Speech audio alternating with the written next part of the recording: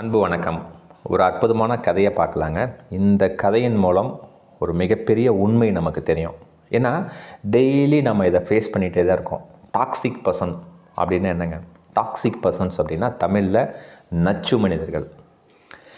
இந்த நச்சு மனிதர்கள் யாராக வேணால் இருக்கலாங்க. நம்ம கூட பிறந்தவங்களாக இருக்கலாம், ஹஸ்பண்ட் அண்ட் ஒய்ஃபாக இருக்கலாம், நம்ம குழந்தைங்களாக இருக்கலாம், நம்ம அப்பா அம்மாவாக இருக்கலாம், இல்லை ரிலேஷன்ஷிப்குள்ளே இருக்கலாம், ஃப்ரெண்ட்ஸ் சர்க்கிளில் இருக்கலாம், நம்ம வேலை செய்கிற இடத்துல, இல்லை தொழில் செய்கிற இடத்துல, நம்ம நெய்பர்ஸாக இருக்கலாம். இந்த மாதிரி யாராக வேணால் இருக்கலாங்க. அவங்களோட அந்த டார்ச்சர் தான் பார்த்திங்கன்னா நம்மளை வச்சு செய்யும். ஸோ இந்த நச்சு மனிதர்கள்கிட்டேருந்து எப்படி நம்ம தப்பிக்கலாம் அப்படிங்கிறது தான் இந்த வீடியோனுடைய தொகுப்பு. ஒரு அற்புதமான கதை. சிறப்பாக பார்த்துட்டு உங்கள் புரிதல் தன்மையை என்னோட ஷேர் பண்ணுங்கள்.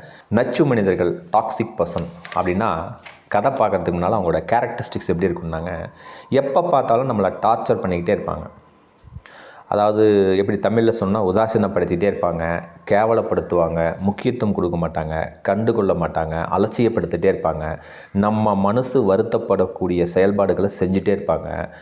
ரொம்ப ஒரு மனசு பார்த்திங்கன்னா வலிக்கிற அளவுக்கு செய்வாங்க, நம்பிக்கை துரோகம் பண்ணுவாங்க, வச்சு செய்வாங்க, நம்மளை கழுத்திருப்பாங்க. இந்த மாதிரி கேரக்டரிஸ்டிக்ஸில் ஏதோ ஒன்று நம்மளை செய்வாங்க. இவங்கெல்லாம் பார்த்திங்கன்னா நம்ம க்ளோஸாக தான் இருப்பாங்க, ஓகேங்களா? ஆனால் வெளியில் இருக்கிறவங்கலாம் ஐயோ அவங்க அப்படிலாம் செய்ய மாட்டாங்களே, நீ தான் அப்படி சொல்கிற அப்படின்னு சொல்லுவாங்க.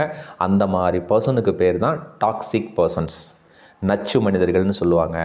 யாராக வேணால் இருக்கலாம். நம்ம உறவு முறையில் ரொம்ப க்ளோஸாக இருக்கிறவங்க தான் இந்த மாதிரி செய்வாங்க. அந்த டாக்ஸிக் பர்சன் கிட்டேருந்து நம்ம எப்படி தப்பிக்கலாம் அப்படிங்கிறது தான் இந்த கதை.